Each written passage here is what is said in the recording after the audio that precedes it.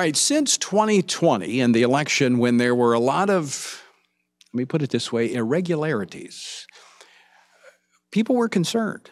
And so state legislatures began to go back and look at where there were problems, and they began to revise voting laws to make sure that elections had integrity. Well, now the left, they went into overdrive with their hand-wringing and their fear-mongering, saying that this was all about voter suppression. In fact, this is what President Biden had to say in July of 2021.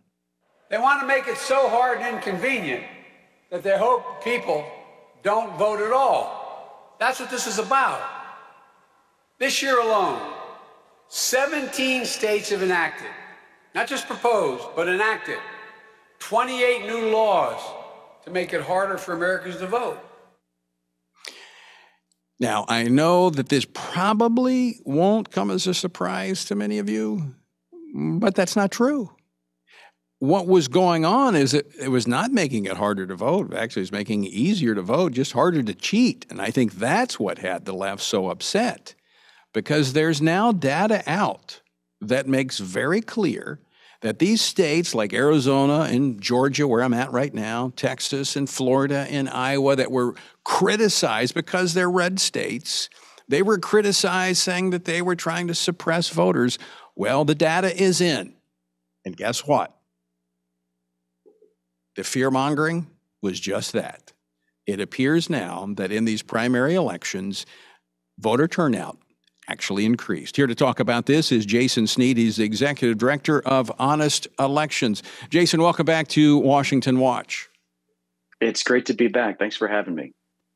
So it does appear that all of this hand-wringing and fear-mongering that's been taking place on the left, even as late as yesterday with the vice president on Meet the Press, that it's simply not true. Well, that's right. We've known, of course, for a while that claims of voter suppression are wrong factually, and that there is a narrative that has taken almost mythical proportions on the left that America is awash in voter suppression laws. And we've known, as I said, for quite some time that the facts actually bear out a very different truth. If you look at states going back more than a decade that have adopted election integrity laws like voter ID, you typically see turnout improve in subsequent elections. And that's a pattern that we've seen just this year as states like Florida and Georgia and Texas that passed election integrity laws that were smeared as Jim Crow voter suppression last year have actually had elections this year, and turnout in some cases has exploded. So the claim that the states are passing laws that are making it harder or trying to restrict the vote are just absolutely false. But once again, the left has a narrative and they are not going to let it go. So, Jason, could that, and I know you guys you track this is what you do, you look at this, could it be that voters are saying, hey, my vote, I have a greater level of confidence that this vote is going to count, and so I'm going to vote? Does that not increase voter confidence, and with that confidence, voter activity and participation? I certainly think so. In fact, if you look at surveys of people who don't vote, don't participate in our democracy, the reasons that they give have nothing to do with the fact that it's difficult to vote. In fact, they overwhelmingly say it's very easy to vote in America. That's something that you continuously hear from voters and non-voters alike. The reasons that these folks don't participate is because they think their vote doesn't matter. In some cases, they think the system is rigged against them for various reasons. So giving voters confidence is actually the best way to encourage people who aren't likely to participate to turn out and vote in our elections.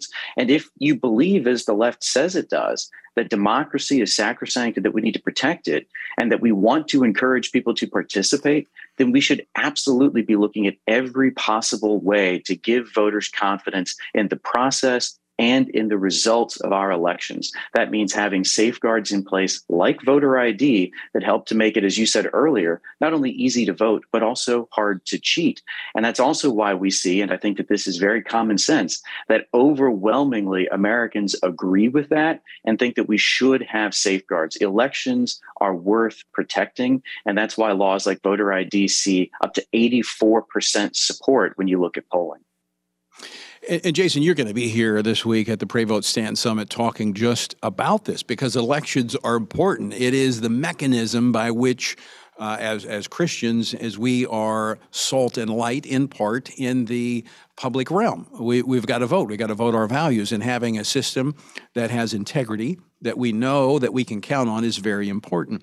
And I want you to speak for a moment to the state that I'm in right now, the state of Georgia, where there was a lot of issues took place in the 2020 election, but they've also been at the forefront of election reform. How confident are you at present in the Georgia system of elections that's currently in place? I think that election reform in Georgia has been fantastic, and that so many of the policies that were passed by the legislature last year have done yeoman's work in improving the process and strengthening the safeguards and ultimately bringing greater degrees of transparency, accountability, and integrity to voting. And I think you saw that in the primaries this year, where turnout exploded. More people were able to participate in the process. You had additional safeguards like voter identification laws for mail-in ballots in place, and no significant issues either with the mail-in or the in-person voting experience reported statewide. What the Georgia legislature did last year deserves our plaudits, because they not only did the right thing by passing a comprehensive set of reforms that dealt with real problems, but they also took an enormous amount of heat for it. Let's not forget that this was a state where boycotts were organized. Stacey Abrams, for instance, went out of her way to suggest that corporations should withdraw from the state of Georgia. Major League Baseball pulled the All-Star game and $100 million worth of revenue from a majority Black city and put it in a majority white city to somehow make a claim about how this law was going to suppress the votes of minority voters. It was absurd.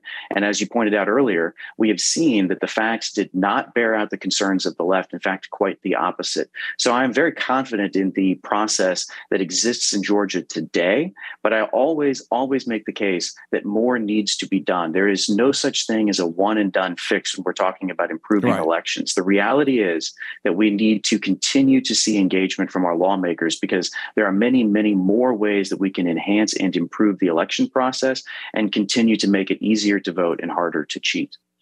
Well, I mean, this is so fundamental to our republic that we have to be constantly vigilant, because those that want to game the system, manipulate it, will look for new ways. And so it is constantly being on guard to make sure that the system has integrity. And as you say, it's easy to vote and hard to cheat. But I want to put a little context on this so people will know just how significant the voter change was here in Georgia.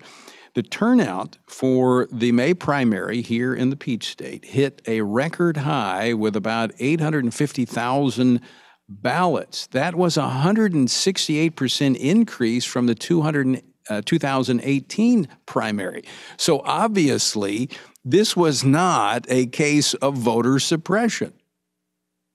Well, that's absolutely right. In fact, if you look at the turnout for Republican and Democratic primary voters, it was about 100% increase for Republican turnout from 2018. And it was a 30-point increase for Democrats, which is considerable given the fact that Stacey Abrams was running uncontested this year, and she was very much contested in 2018. So in an uncontested Democratic primary, turnout was also through the roof. And to make the point just absolutely plain that there are absolutely no legs to this voter suppression myth. On Election Day in Georgia, when asked about Stacey Abrams' position on the high turnout that she was that we were seeing under the law that she had framed as voter suppression, she said that turnout has nothing to do with voter suppression, which I translate as facts don't matter, and there is absolutely no second guessing the narrative, the myth of voter suppression. We need to look to the facts always. And once again, the facts continue to tell us that these laws are doing a great deal to improve voters' confidence in the system and are doing absolutely nothing to make it harder to vote or to prevent anyone from casting a ballot. Well, Jason, I want to put forth what I think is an example of voter suppression. And it was President Joe Biden's speech in Philadelphia on the steps of Independence Hall that looked like the set from a B-grade Batman movie, in which he basically called everyone who opposed him various names. In fact, I think that whole speech was about suppressing conservative vote by marginalizing them, calling them MAGA Republicans, equating them with fascist. I think that was intimidating voters, conservative voters, trying to get them to back up from the conservative agenda that the Republicans have been advancing. Well, that is absolutely not something new for this administration or for the progressive left in general. What we saw beginning with Georgia in 2021, but continuing through every state that passed the laws we've been talking about, was a concerted attempt to scare the states away from engaging in election reform. It was smear campaigns. There were name calling. There were targeted doxing of particular lawmakers. Some lawmakers in Georgia lost their jobs for supporting the legislation that ultimately passed the state legislature in Georgia. And what we've seen since is the president has made numerous speeches. He went down to Atlanta last year and to Philadelphia. And of course, he just went to Philadelphia a couple of weeks ago, trying to politicize democracy itself. As he frames the argument, if you aren't voting for Democrats, then you are a semi-fascist. And I think that is incredibly dangerous for the future health of our republic, to make it as though you can only support democracy if you are voting for one party. I have yet to find anyone who can tell me a successful democracy that is also a one-party state. But that is unfortunately what a lot of the rhetoric on the left seems to suggest that progressives think of democracy as being. So I'm incredibly disheartened. It is so irresponsible to see a sitting president do this. But of course, this is also the same president who just about 8 months ago preemptively discredited the 2022 elections at a time when he was politically underwater and expected to lose control of Congress because they weren't able to pass a partisan federal takeover of elections and rewrite our election rules. So the left is very much in a position where they are willing to try to use these election integrity laws as a scapegoat for potential losses. And in other words, put the legitimacy of election into the context of whether or not they win or lose. And I think, as I said, that is just an incredibly dangerous place to be for our democracy, to suggest that elections are only legitimate if you win them. And Jason, I have the prescription for that, the antidote, and that is pray, vote, stand, which is exactly what we're doing here in Georgia this week. You're going to be a part of that, and look forward to having you here. Thanks so much for joining us today. See you here in Atlanta later in the week. I can't wait. I'm looking forward to it. Thank you.